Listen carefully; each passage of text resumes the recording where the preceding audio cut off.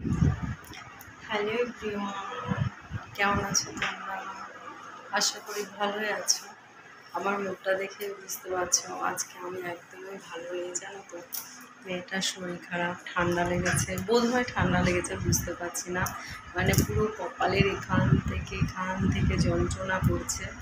সেই জন্য সকালবেলা ভিডিও করে নিয়ে মনটাও ভালো লাগছে না। এখন বাজে পুরো 12:45, এখন ভিডিওটা করছি।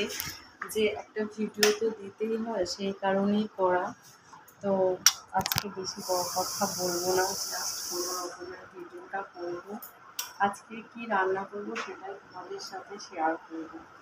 দেখো আজকে রান্না করবো, মুগ ডালটা ভেজে নিয়েছি আর ওখানে ভাত বসিয়ে দিয়েছি। গরম লাগছে, এখনও সকালে খাইনি তো। তরকারিটাও গরম করেছি, মানে প্রচুর কাজ করেছি সকাল থেকে। মানে কি বলবো, ভালো লাগছে না কিছু। মানে বাচ্চা যারা মা তারা বোঝে, বাচ্চার শরীর খারাপ হলে না কিচ্ছু ভালো লাগে না, মন মেজাজ। কাজও করতে পারিনি, কিছুই করতে পারিনি, জানো তো। এবার এই যে ডাল, দেখো মুগ ডালটা সিদ্ধ করেছি, কারণ মুগ ডালটা করতে হবে। হচ্ছে 2 দিন আগে দাদা মাছের মুড়ো এনেছে, সেটা ভেজে রেখে দিয়েছি ফ্রিজে। এবার এরপরে খারাপ হয়ে যাবে, তো সেই কারণে মুগ ডালটা করবো।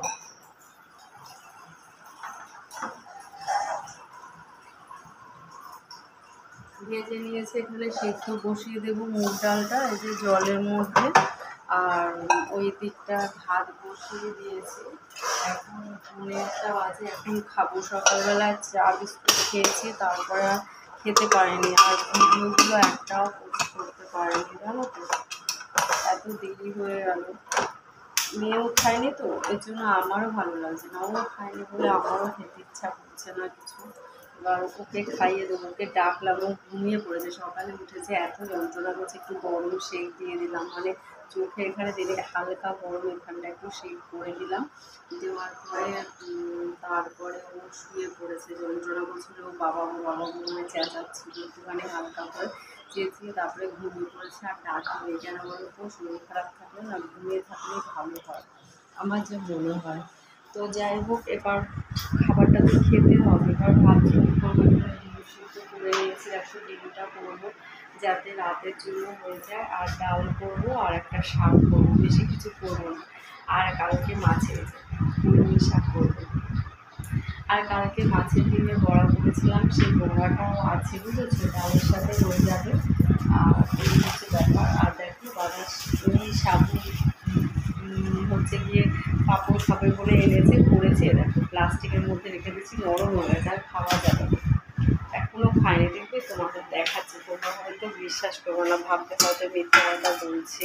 বাট এই দেখো, রুটি এখনো রয়েছে, ভাজা রয়েছে, এখানে ঝোল রয়েছে, দেখো। মানে ঝিঙে দিয়ে আলু দিয়ে একটা হালকা পাতলা ঝোল করেছিলাম, বুঝেছো। এবার ভাতটা বসিয়ে দিয়েছি, চালটা ধুয়ে আগেই ভিজিয়ে রেখে দিয়েছিলাম। আর একটু জলে ভিজিয়ে রাখলে না তাড়াতাড়ি হয়, সেই কারণে। আর ঝিঙের ভাতটা বসিয়ে দিয়েছি।